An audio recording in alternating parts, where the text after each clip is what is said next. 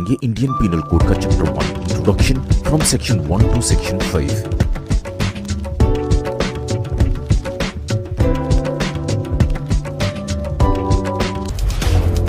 समझते हैं ये थॉमस बैबिंगटन द्वारा बहुत ही बेहतरीन तरीके से बनाया गया था। यहाँ पर 6 अक्टूबर 1860 डेट मेंशन की गई है। कमेंट करके बताएं ये इनैक्टमेंट की डेट है कि ऑपरेशन की। When was IPC operative? IPC का प्रीएम्बल भी है, इस बात को जरूर याद रखें। और शुरुआत में ही बताया गया है where it is expedient to provide a general penal code for India it is enacted as follows. Expedient का मतलब यहां पर प्रैक्टिकल और इफेक्टिव है। यहां पर ब्रैकेट दिया गया है, इसका मतलब ओरिजिनल शब्द इंडिया नहीं ब्रिटिश इंडिया था, जिसे बदलकर बाद में इंडिया कर दिया गया। यहां पर भी ब्रैकेट दिया गया है। यहां पे ओरिजिनल शब्द एक्सेप्ट जम्मू एंड कश्मीर था, जिसे हटाकर extend to the whole of India कर दिया गया। यहाँ 3 स्टार्स बने हैं, मतलब बेयर एक्ट में अगर नीचे देखेंगे तो 3 स्टार्स में ये इसका मेंशन किया गया है। इसको मेंशन करके समझाया गया है कि इस शब्द को 2019 में इंसर्ट किया गया था। कौन सा शब्द?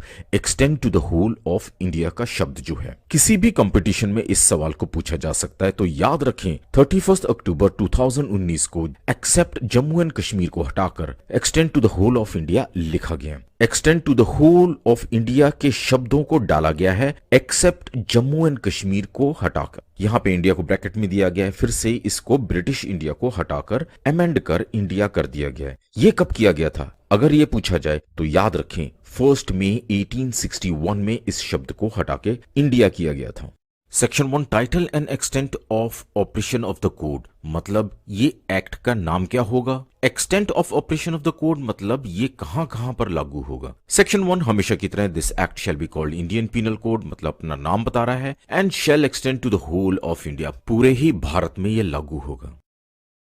Section 2 punishment of offences committed within India, उन अपराधों की सजा जो भारत में किया गया हो। सेक्शन 2 हमें इन्फॉर्म करता है कि every person shall be liable to punishment under this code and not otherwise for every act और ओमिशन, ओमिशन मतलब not done, contrary to the provisions thereof, of which he shall be guilty within India। अब इस every person का मतलब होता है Indian citizens, India में रहने वाले हों या फॉरेन सिटीजन्स जो भारत विजिट कर रहे हों। सेक्शन 2 ऑफ आईपीसी को हल्के में मत लेना। यहां पर ये जो शब्द पर्सन दर्शाया गया है, इट इंक्लूड्स कंपनी, एसोसिएशन और body of person whether incorporated और नॉट, मतलब ये केवल सिर्फ एक इंसान या इंसानों के लिए नहीं है, बल्कि कंपनी पर भी लागू होता है।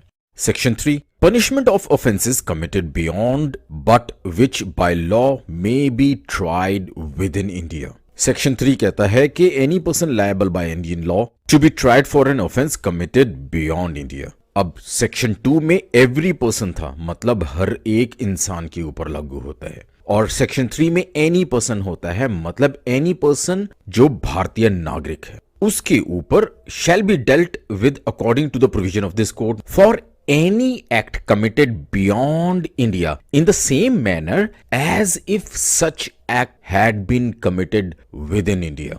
मतलब अगर कोई भारत का नागरिक किसी दूसरे देश में कोई अपराध करता है और उस देश के अनुसार वह अपराध है ही नहीं, लेकिन भारतीय कानून के अनुसार वह अपराध होता है, तो ऐसे व्यक्ति के ऊपर भारत के अंदर केस चलाया जा सकता है। तो आईपीसी का सेक्शन 3 हमें इन्फॉर्म कर रहा है कि कोई भी अपराध भारत की सीमाओं के बाहर होते हुए भी भारत में उसी तरह देखा जाएगा जैसे वह भारत में ही किया गया हो। तो ये जो थाईलैंड जाने वाले समझ रहे हो ना।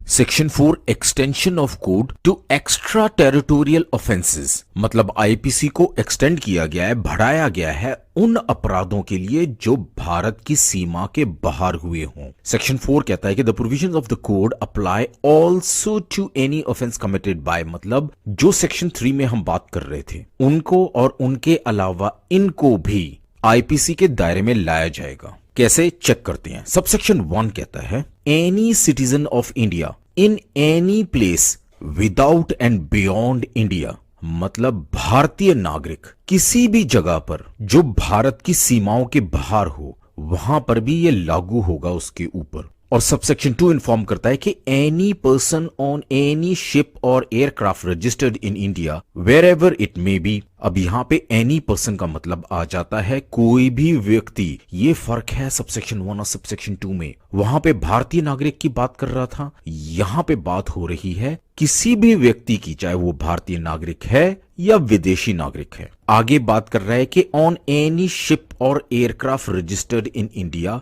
Where ever it may be, मतलब कोई भी पानी का जहाज कहीं पर भी हो, यहां भारत से निकला, ये गया वहां पर, ये दूसरा जहाज निकला, ये गया कनाडा पर। अब ये पानी का जहाज भारत में रजिस्टर्ड हो चाहे विदेश से खरीदा गया हो, लेकिन इसका रजिस्ट्रेशन अगर भारत में है तो कोई भी व्यक्ति जो इस पे ट्रेवल कर रहा है, सफर कर रहा है या ड्यूटी निभा रहा है, उस पर आईपीसी लागू होगी। आईपीसी धारा 4 की उपधारा 2 में दूसरी बात एयरक्राफ्ट की गई है। इसे एग्जाम्पल के तौर पे समझें। एयर इंडिया का 787 ड्रीम लाइन जो एयरक्राफ्ट है उसको मैन्युफैक्चर अमेरिका ने किया था। आप देख सकते हैं कि इसकी मैन्युफैक्चरिंग हो रही है अमेरिका के कंट्री में, मतलब ये एयरक्राफ्ट तो अमेरिका का है और इंडिया की एयर इंडिया कंपनी ने इसको खरीदा है। इस अमेरिका के ड्रीम लाइन एयरक्राफ्ट को इंडिया में रजिस्टर किया गया है, तो ये इंडिया का जहाज हो गया। अब अगर इस जहाज पे ट्रेवल करते हुए कोई भी व्यक्ति, मींस चाहे वो इंडिया का हो, चाहे वो अमेरिका का हो, चाहे वो किसी भी कंट्री का, उसके ऊपर आईपीसी लागू होगी। नेक्स्ट आता है subsection 3 उपधारा 3, any person in any place without and beyond India. अब एनी पर्सन से समझ गए हो, चाहे वो भारत का नागरिक हो चाहे विदेशी हो। एनी प्लेस मतलब दुनिया में कहीं भी। Committing offence targeting a computer resource located in India. अब ये अपराध बेसिकली इंटरनेट के थ्रू किया जाता है।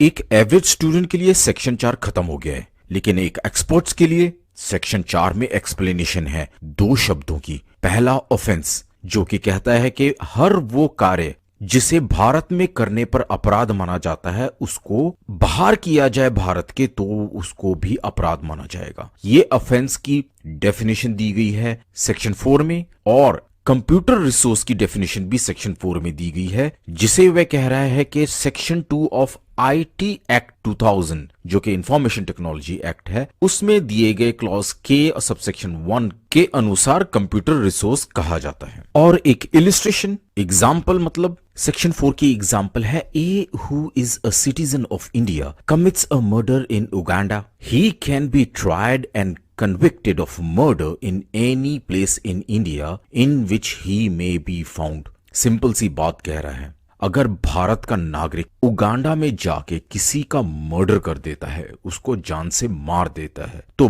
भारत के किसी भी स्टेट में, किसी भी सिटी में उसके ऊपर मर्डर के ऑफेंस का केस चलाया जा सकता।